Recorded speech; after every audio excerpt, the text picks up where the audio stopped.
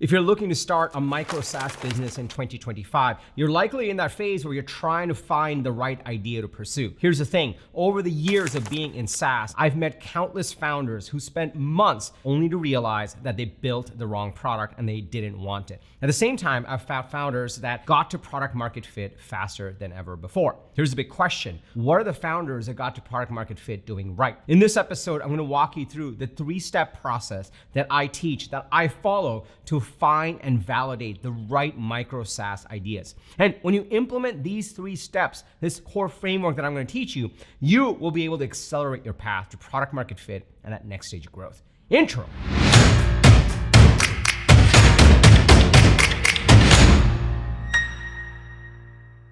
What's up, everybody? Welcome to Unstoppable. I'm TK, and on this channel, I help SaaS founders like you grow your SaaS businesses faster with an unstoppable strategy. Now, if you're new to this channel, welcome. I drop an episode every single Sunday with actionable strategies and tactics from the trenches on how to grow your SaaS business faster. So if you're new, be sure to hit the subscribe button and that bell icon. That way you'll get notified every single time I drop an episode with the TK energy. Now, if you're already part of this community, if you're part of my SaaS go-to-market coaching programs, if you're a customer of one of my SaaS products, my people, welcome back. It's really awesome to see you over here. My last company, ToutApp, I took to product market fit over the course of a weekend. Over the last few years, I've coached hundreds of pre-founders go from being a pre-founder to an actual founder with product market fit. I've also helped hundreds of scaling SaaS founders accelerate their growth, driving to $1 million and $3 million and beyond in terms of their annual recurring revenues. Here's the thing though, those are all the success stories. There's one thing that I've talked about on this channel in some of the videos. It's a company called BrainTrust. BrainTrust was my love child. It was a product that I absolutely loved. I worked on it nights and weekends for months,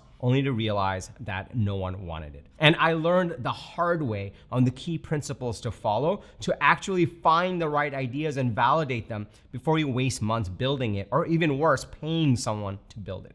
So in this episode, I'm gonna walk you through the 3-step framework that I follow for my own SaaS companies, that I teach founders that I coach, and that way, hopefully, it'll save you from building the wrong product, wasting months, but more importantly, it'll help you accelerate your path to product market fit. So if you're excited to dig into principle number 1, go ahead and smash that like button for the YouTube algorithm, and let's dig right into it. So first of all, setting the bounding box over here, there's essentially 3 core pillars, and those are the 3 principles in this framework. And I'm gonna take them one at a time, and then I'm gonna bring it all together on what happens in the middle where it all overlaps. That's what I'll cover all the way at the end. And there's a bonus principle that comes together for that. The first principle, and this is gonna be a little counterintuitive, but that's why this framework works really well, is not to think about an idea or a product first, but to first think about market. This is one of the things that I learned the hard way. And this is one of the things that you'll always see second-time founders start with. They don't think about ideas. They don't think about some brilliant little thing. They think about markets. How do you actually define market? There's some specific ways you can define a market. The first thing that you want to look for in a target market first is an urgent problem. This is a problem that is top of mind for whoever is inside of this market. The second thing you want to look for is an important problem. Just because something is urgent doesn't mean it's important. Meaning it may be an urgent thing that they need to solve, but if they wait a few days, they're gonna be fine. It's not the most important thing. It's where there's urgency and importance, that's where these problems actually thrive for great SaaS ideas and great micro SaaS ideas. So what you wanna be able to find are the types of problems in a specific target market where the problem is urgent, meaning they need to solve this right now, and important, meaning if they don't solve it, then bad things are going to happen to them. And both of these are important. And the third thing that makes for a great market, and this is also going to be counterintuitive, is successful companies and products. So let's just say products and companies. This is a little counterintuitive because you would think that, oh, I want to go into a space where there are no competitors. That way I can go dominate. But what I've learned the hard way, and this is much to my own dismay, is markets where there are absolutely no competitors, there are no competitors for a reason. It means that people have tried and have just failed, and it's just a terrible market. It is a fallacy. It seems like it's an urgent and important problem and you should solve it, but in reality, plenty have tried and failed. Therefore, it is actually actually a terrible market to go after. So one of the qualifiers that I always look at is there's got to be some successful product or company that already exists. Now, they don't have to be great. For example, you could go into a market where there's an urgent and important problem, but they're all using old on-premise software. Or you could be going into a market where there's no mobile option for the software they're using. Or you could be going into a market that has absolutely no AI, which is particularly a huge opportunity here in 2025. So there are different ways you can look at the competition, but you still want to find a market where there's an urgent problem, there's an important problem, and there's successful companies serving those folks right now. These three make for a great market. And you want to make sure you're going after a great market. So that's principle number one. Once you have identified this target market, this very specific market where you know the urgent and important problem and there's successful companies working to solve that problem and making a business out of it, then comes the second pillar. Now, you would think that this is product, and trust me, I'm an engineer. The best thing, the reason I love this game, the reason I do this channel, the reason I obsess about go-to-market is because I want to create great products. But principle number two is actually not product. It's actually go-to-market.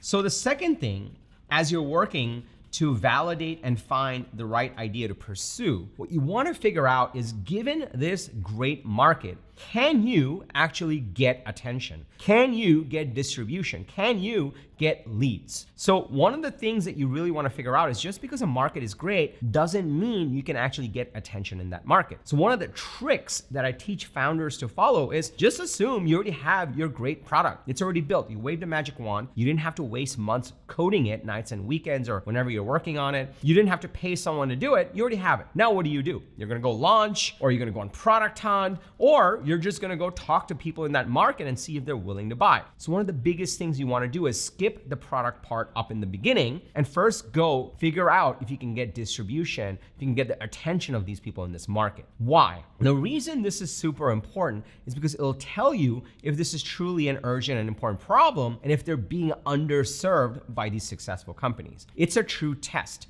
When you do this, you're going to be able to figure out, oh, even though this company exists in this market, these target customers of mine are willing to come talk to me and explore. Why? It means that it's still an urgent, important problem and they're not solving it very well, which means there's opportunity for me to make a better product. Now, needless to say, the third one is product, but there are some nuances to it. And when you watch till the end, you're gonna see how all these pieces come together. I'm gonna give you a bonus principle that goes right in the middle over here. But let's talk about go-to-market. How would you actually go about doing this? Well, there's a couple of things that I always do to validate the market. The first thing that I do is I connect with people in my target market on organic social. This could be LinkedIn, Twitter, Facebook, Reddit, wherever they may be hanging out. And the second thing that I do is, as I'm engaging with them, as I'm posting content about this problem that I'm solving, I also offer a lead magnet. What this allows me to do is figure out if there's actual demand, if people are willing to spend some time to learn more about solving this problem. It'll give me a signal that there's unmet demand in the market. The third thing that I like to do is actually DM the people in that market and really have a constructive conversation on what's going on in their lives to validate this market further. And the final thing that I like to do is get on actual sales calls. And I like to get on sales calls and talk to them in a structured way to figure out if they would come close to buying. What this allows me to do is really validate, as if the product's already built, on whether there's actual demand, whether I can be competitive in this market, and whether I can get distribution in this market. These are all things I'm going to have to do anyway after I spend months on building the product, or hundreds of thousands of dollars on building the product. I'm just short-circuiting and figuring out if I can actually get that distribution up front. Once I've gotten that distribution, I will have created a list of potential customers, and I'll have had real conversations to really figure out if my market thesis is valid or not. As I have these conversations, I'm able to really understand what are the nuances in the market. Is this truly an urgent, important problem? Why are these companies not serving them? Why are they paying attention to me? And what I need to do to actually win. And I'm able to further refine my market thesis based on all the information that I'm getting. And best of all, while I'm doing this, I'm building a list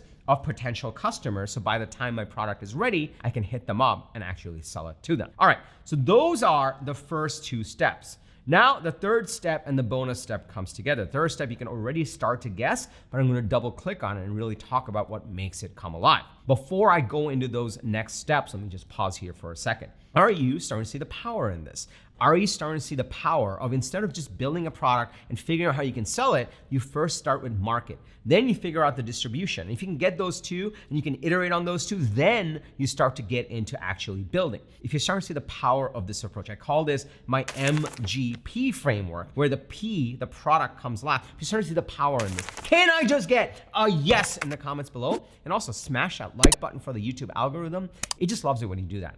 Also, if you're in this stage where you're figuring out what is my SaaS business, how do I actually figure out my market, my go-to-market, my product, all these pieces? If you want to really double click on all these pieces, then I encourage you to grab a copy of my 10-point SaaS business checklist. You don't have to go anywhere right now. I'll tell you more about it at the end of this episode. Let's go into principle number 3, step number 3 now. And remember, if you stay till the end, I'll give you the bonus one where this all comes together. Okay, step number 3, you probably guessed it, is product. But the question becomes, well, what kind of product do I build? Do I just build the same product that exists in the market? Will I be competitive? Will they buy from me? There are a couple of nuances here you want to think about. One of the things that you want to think about is, what can I do that makes my product 10x better? Now, one way you could make it 10x better is it's cheaper than anyone else. That's a common trap that founders fall into. So they'll say, I want to go into the CRM market. People are tired of paying $135 a month for Salesforce, $95 or whatever it is for HubSpot. So I'm going to create a CRM and I'm going to make it $1. And I'm going to go to all these business owners and tell them, look, you shouldn't pay $135 to Salesforce or $95 to HubSpot. You should use my CRM and it's $1 a month. The reality is they're not going to buy from you because they don't trust you. They're not going to move this entire business process over to your software just because you're cheaper. In fact, that works against you. One of the things you really want to figure out is, given this market and given the people that you're talking to, what is the offering? What is the product? What is the pricing? What is the packaging? What is the positioning? What is the messaging that you can create that really differentiates you? That differentiates you than anything else in the market. And that's what I call a 10x product. It's not good enough anymore to just create a product and put it out there. This is why the MVP approach doesn't work, the minimum viable product, because any product out in the market right now that's successful has a certain high bar in terms of polish. So you show up with your crayon drawing of your SaaS offering built on a no-code tool, no one's going to pay attention to you and they're not just going to trust you. You want to actually figure out what is a 10x product. And there are a couple of things that makes for a 10x product. One thing could be AI enabled. You could go after a market where all the products are kind of trying to bolt on AI, but they weren't AI first. And this is a huge opportunity in 2025. That could be one way to get a 10x product. Another way to actually differentiate yourself is to actually be the highest priced. You could go to all these people and say, look, you're paying $135 a month on Salesforce and you don't even use it and you're not getting value from it. Ours is $295 a month. However, we are going to work with you and your team to make sure you're effectively using it and actually increasing close rates. So you could be the premium product in an otherwise commoditized market and really differentiate yourself. You could go and say, hey, we have this one feature that we do 10x better. So going on the CRM analogy, you can go and say, look, no one wants to update their CRM and all your data is out of sync. What we're going to do is actually just monitor all your call conversations, look at all the transcripts, look at all the emails, look at the calendar, and update your CRM for you. We are the invisible CRM, and based on that, we'll give you a pipeline report. That could be a 10x better feature where you're creating something net new that no one else is doing in an existing space. So these are different ways you can think about a 10x product. And when you think about a 10x product, this can feed back into your go-to-market to actually communicate in your marketing motions, in your value proposition, in your positioning, in your messaging, in your posts, in your sales calls. You can really highlight what makes you 10 times better than the competition, and it'll set you apart. And you've already proven you can get distribution, so you can now double down on this and really get things moving across all 3 of these pillars.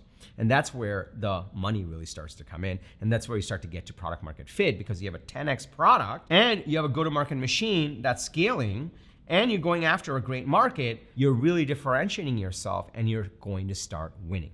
these are the three components that really brings it together. I promised you that there would be a bonus principle. Well, the bonus principle is right over here. Now, this is a Venn diagram, and what you're really trying to do is optimize where you are in a great market, you have a scalable go-to-market, and you have a 10x product. That is the bar you should be aiming for, because if you aim for that bar, you will have a great company. One of the things I see founders look for is this low-hanging fruit of a shitty idea. They're like, well, I'll just create this really shitty no-code tool and yeah, maybe some people will buy it. Like, you could do that, but why waste your time and your life doing that when instead you could be building something great? So if you actually set the bar to, I want to go after a great market and I want to build a scalable go-to-market machine that attracts people from that market, I'm going to use that data to build a 10x product. Those three things create a flywheel. And this bonus principle is how you unlock the full flywheel. Meaning, if you're in a great market and you have a 10x product, your go-to-market machine is going to be that much better because you're going to be focused in on that market. You're going to be able to communicate a message that's 10x better than anyone else, and you're going to be able to get more customers. And the more customers that you get, you're going to actually be able to feed the success stories of that back into the go-to-market machine, and that's going to go back into the market, and that's going to get you even more pipeline. So it starts to get into a cycle, and that's the bonus principle. Don't go for the low-hanging fruit. Go for something great. Go for a great market. Go for a really scalable go-to-market machine. Go for building a 10x product, because that way the full flywheel of a SaaS business starts to come together and the magic starts to happen, which is right in the middle, which is you get a really great SaaS business. All right, so let's recap. If you are looking to find and validate a really great SaaS idea and a micro SaaS idea in 2025, here are the 3 steps you want to follow. Step number 1, you want to go after a great market. Great markets have an urgent and important problem and successful companies that you can actually go after. Number 2 is before you build a product, you want to validate this market by building a go-to-market machine. That gets you distribution, that gets you into customer conversations. The more customer conversations you get into, the more you can validate this market, the more you can understand the competitive dynamics, and that is going to lead into helping you build a 10x product. Once you build a 10x product, then you unlock the full scalable go-to-market machine. You completely go after this market, and that creates a full flywheel of success for your micro SaaS and SaaS business. And now you know how I follow these 3 steps over and over and over and over and over to build successful SaaS products and SaaS companies. What you may not know is, TK, how do I figure out if it's an urgent and important problem? How do I build out this initial version of a go-to-market machine? What is a 10x product? What goes into it? Do I do product-led? Do I do sales-led? Is it a user experience? These are all questions that you want to think about as you embark on this journey.